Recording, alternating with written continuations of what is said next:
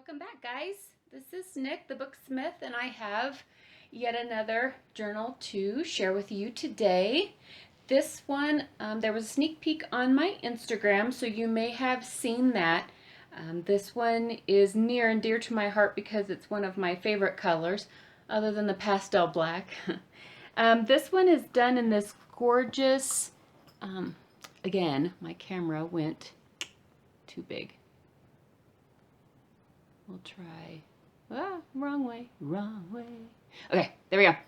It is in this grungy aquamarine or teal or whatever you want to call that. It was sitting on my desk. It's got some strings on it. So it's got this beautiful dingy aquamarine teal turquoise with the copper edging. There is a flower on the spine and a string. Of course there's a string. There is a flower on the spine. On the front there is some wildflowers down there at the bottom and a copper book plate, and then this header up here with these copper vines. This one is called the Flower Merchant. So they still have them, but I was watching this documentary about the Dutch tulip bulbs. And I guess when everything started with the Dutch tulip bulbs, there were merchants that would actually go and purchase these bulbs, and they'd get the best of the best and the cream of the crop, so to speak. And so I thought, what a cool journal it would be to have a journal from a Victorian era flower merchant, somebody that went out there and that was his or her job. So on the spine we have a key, and that's to the flower merchant's shop, and there is a tag and this little pin, and then there is a bottle, and in that bottle, which I've glued it closed, but you could definitely open it. Inside the bottle is some morning glory seeds from my garden, and it's a mix, so it's not just the blue, but it's the red and the white. So if you really wanted to plant those, you could, but I just thought some flower seeds would be pretty in there. So isn't that gorgeous? I hope you guys I love this color. So again, on the spine we have the seam binders ribbon. See if I can get this guy in frame here. Oh, and here's I was dyeing my own ribbon, and I got this gorgeous teal and this gorgeous copper. So it's in here with the Tweety Twine. I hope you like this conglomeration of gorgeousness. This journal took me, it seems like, forever because I wanted the color just right, and so I futzed with it for what seemed like hours and hours, because I just wanted it well, you know what, I futz with all of my journals. Let's just be honest, just gonna be clear.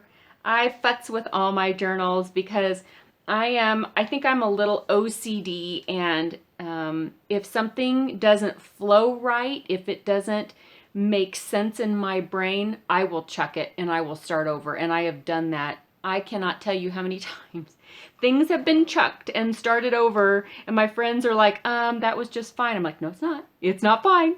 So just to let you know, every time I make a journal, it isn't just, I'm not just whipping them out just to whip them out. This is my creative medium. This is the artwork that my brain has chosen for now, and it truly is a reflection of not just myself, but it's a reflection of how I feel this artwork should be portrayed from me. Don't mind the deaf cat. She's talking to the birds. Sorry, guys. So anyway, and some have asked, these are not altered books. These are made from the ground up, from the chipboard up. These covers are created by me, and they are not altered books. So I thought I would make that clear too. So anyway, enough rambling, because that's what I like to do. You know, you guys know. You know when this tutorial comes up, it's going to be forever, because I'm just going to chat and talk. Oh, be ready. Okay, so I have decided that will be a French flower merchant, and so on the inside we have some beautiful Tim Holtz paper that I have chosen, and it even has journal of art in here and a piece of the tower. And anyway, it makes sense in my head.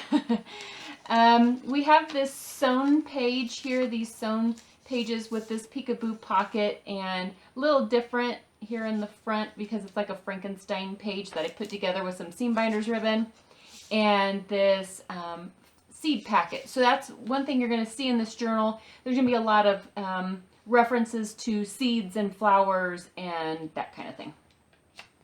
And some beautiful tags. Everything's all sewn. Little tag in here. This is the flower merchant's. This is his or her little receipt book. And so I've created this little booklet that just pops right in here. So do what you will with that. Again, 160-page book with random papers. Everything's been aged and stained.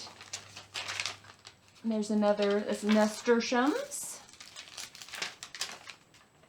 There's another pocket here, and there's a peekaboo pocket here. I didn't put something in every single pocket because I figured why? I don't need to do that. You guys have your own stuff.